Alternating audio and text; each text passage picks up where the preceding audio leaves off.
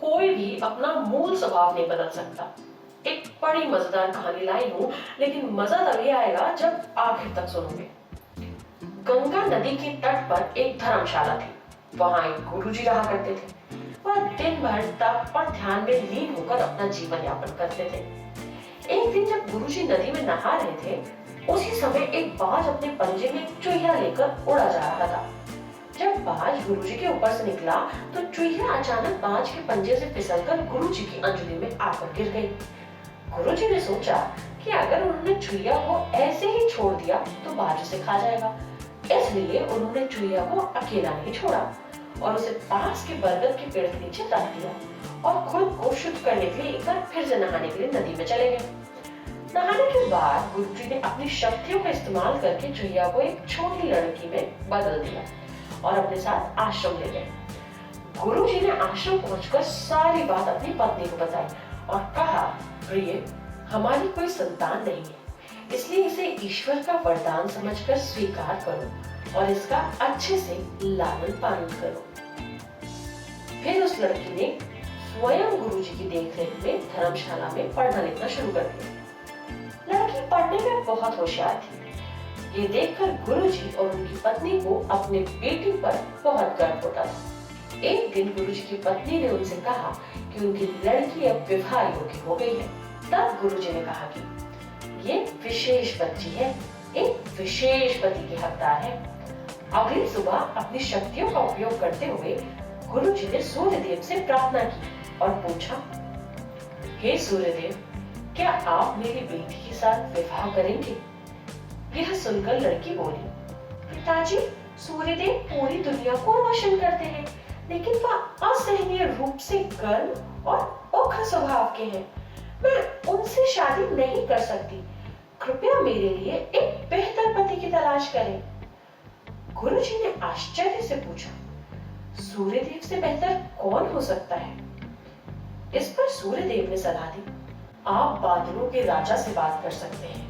वह मुझसे बेहतर है क्योंकि वह मुझे और मेरे प्रकाश को ढक सकते हैं। इसके बाद गुरुजी ने अपनी शक्तियों का उपयोग करते हुए बादलों के राजा को बुलाया और कहा, कृपया मेरी बेटी को स्वीकार करें। मैं चाहता हूँ कि अगर बेटी की स्वीकृति हो तो आप उससे शादी करें। इस पर बेटी ने कहा, पिताजी, बादलों का राजा काला, गीला और बहुत ठंडा होता है। मैं उससे शादी नहीं करना चाहती। कृपया मेरे लिए एक बेहतर पति की तलाश करें। गुरुजी ने फिर आश्चर्य से पूछा, भला बादलों के राजा से भी बेहतर कौन हो सकता है? बादलों के राजा ने सलाह दी, गुरुजी, आप हवाओं के भगवान वायुदेव से बात करें। वह मुझसे बेहतर है क्योंकि वह मुझे कहीं भी उड़ा ले जा सकते हैं। इसके बाद गुरुजी ने फिर से अपनी शक्तियों का उपयोग करते हुए वायुदेव को बुलाया और कहा, हे वायुदेव, कृपया मेरी बेटी के साथ विवाह स्वीकार करें, अगर वह आपको चुनती है तो। लेकिन बेटी ने वायुदेव से भी विवाह करने से इनकार कर दिया और कहा, पिताजी, वायुदेव बहुत तेज है। वह अपनी दिशा बदलते रहते हैं। मैं उनसे शादी नहीं कर सकती। कृपया मेरे लिए एक बेहतर पति की तलाश करें। गुरुजी फिर सोचने लगे, वायुदेव से भी बेहतर कौन हो सकता है? इस पर वायुदेव ने सलाह दी, आप पहाड़ों के राजा से इस विषय में बात कर सकते हैं। वह मुझसे बेहतर है क्योंकि वह मुझे बहने से रोक सकते हैं। इसके बाद गुरुजी ने अपनी शक्तियों का उपयोग करते हुए पहाड़ों के राजा को बुलाया और कहा, कृपया मेरी बेटी का हाँ स्वीकार करें। मैं चाहता हूँ कि अगर वह आपको पसंद करती है तो आप उससे शादी करें। फिर बेटी ने कहा, पिताजी, पहाड़ों के राजा बहुत कठोर है। वह अचल है। मैं उनसे शादी नहीं करना चाहती।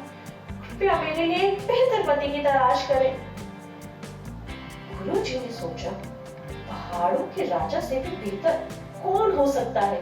पहाड़ों के राजा ने सलाह दी, गुरुजी, आप चूहे के राजा से बात करके देखिए। वह मुझसे बेहतर है क्योंकि वह मुझ में छेद कर सकता है। आखिर में गुरुजी ने अपनी शक्तियों का उपयोग करते हुए चूहे के राजा को बुलाया और कहा, कृपया मेरी बेटी का हाथ स्वीकार करें। मैं चाहता हूं कि आप उससे शादी करें, अगर वह आपसे शादी करना चाहे। जब बेटी चूहे के राजा से मिली तो वो खुश होकर शादी के लिए राजी हो गई। गुरुजी ने अपनी बेटी को एक सुंदर चुहिया के रूप में वापस बदल दिया। इस प्रकार गुरुजी की बेटी चुहिया का स्वयंवर संपन्न हुआ।